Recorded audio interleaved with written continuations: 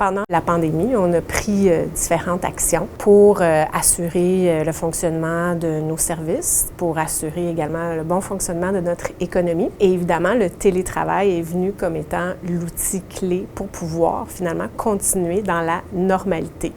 Le télétravail existait déjà, mais n'était pas la norme.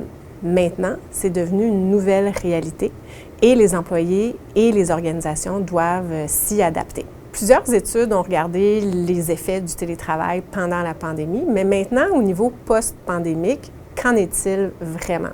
Donc, est-ce qu'il y a encore des avantages? Est-ce qu'il y a des désavantages? Quels sont les effets collatéraux, finalement, du télétravail? Donc, les objectifs du projet de recherche qu'on a fait avec mes collaborateurs, c'est de, examiner est-ce qu'il y a un lien entre les différentes modalités de télétravail et la santé psychologique et la performance subjective, telle qu'évaluée par le travailleur ou la travailleuse, et de regarder, finalement, quels sont les mécanismes ou les conditions qui sont nécessaires à mettre en place pour maximiser finalement les effets bénéfiques du télétravail.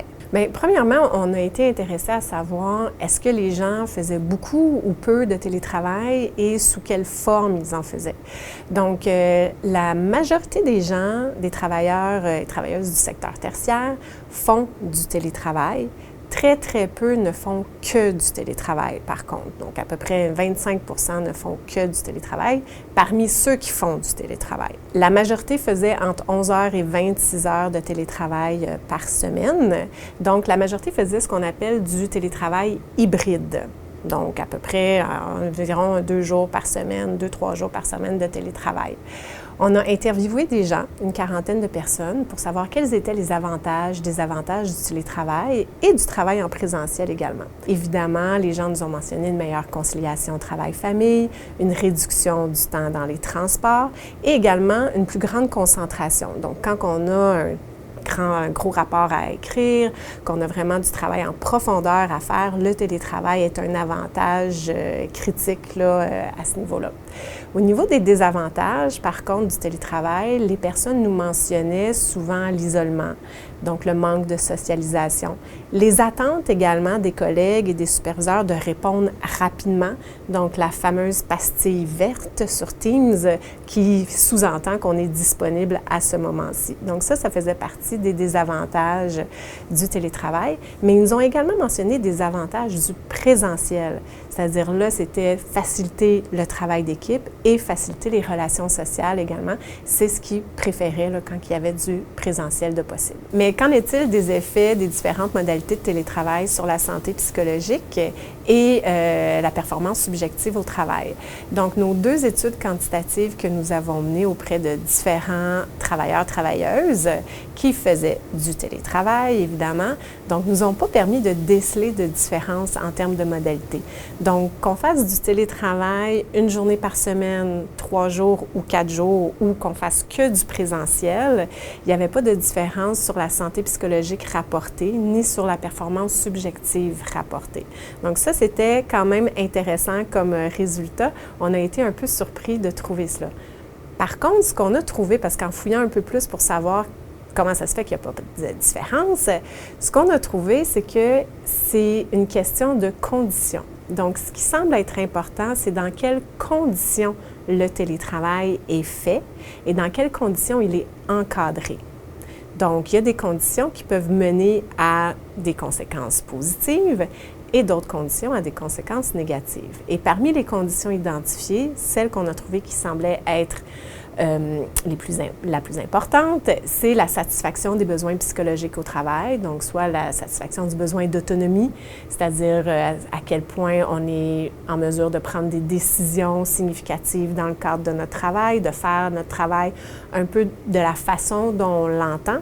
Le besoin de compétence, qui est sentir qu'on a un impact sur notre environnement de travail, donc on pourrait avoir un sens à notre travail, et le besoin d'affiliation sociale, qui est le besoin de sentir qu'on appartient à un groupe et qu'on apprécie ce groupe-là et que le groupe m'apprécie également.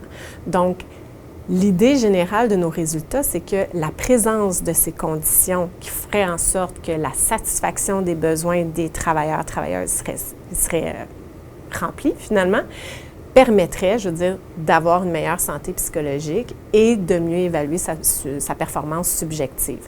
qu'on soit à 2 jours par semaine en télétravail ou qu'on soit en présentiel à temps plein, ce sont vraiment ces conditions-là qui semblent être la clé pour assurer la santé psychologique et la performance au travail. Je pense que le message à retenir ici, c'est que c'est pas que le télétravail est bénéfique ou amène des conséquences négatives. On n'est pas dans cette dualité-là.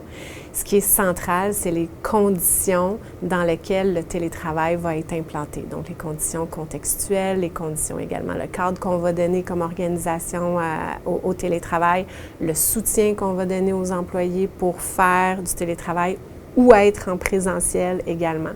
Donc, l'enjeu, au final, c'est pas faire ou ne pas faire du télétravail. C'est vraiment de regarder comment que les conditions de travail alentour se déposent dans la réalité des travailleurs et le soutien qu'on va donner pour qu'ils puissent faire leur travail et satisfaire leurs besoins psychologiques. D'autres recherches sont nécessaires pour venir valider les résultats que nous avons obtenus, pour venir voir aussi quelles sont les autres conditions à regarder, à examiner pour bien comprendre l'ensemble de la situation. De regarder aussi à long terme, parce que nos résultats sont basés sur du longitudinal de 6 mois seulement, mais qu'est-ce qui se passe à 8 mois, 1 an, 2 ans? On ne le sait pas encore. Et évidemment, pour bien comprendre au niveau expérientiel qu'est-ce qui se passe, ça serait de vraiment fouiller avec les gens qui font du télétravail ou qui ne font pas de télétravail et avec différentes modalités de télétravail, quelles sont leurs expériences et quelles sont les conditions qui, eux, leur permettent d'être en santé psychologique, d'avoir une bonne santé psychologique et de bien performer dans leur travail.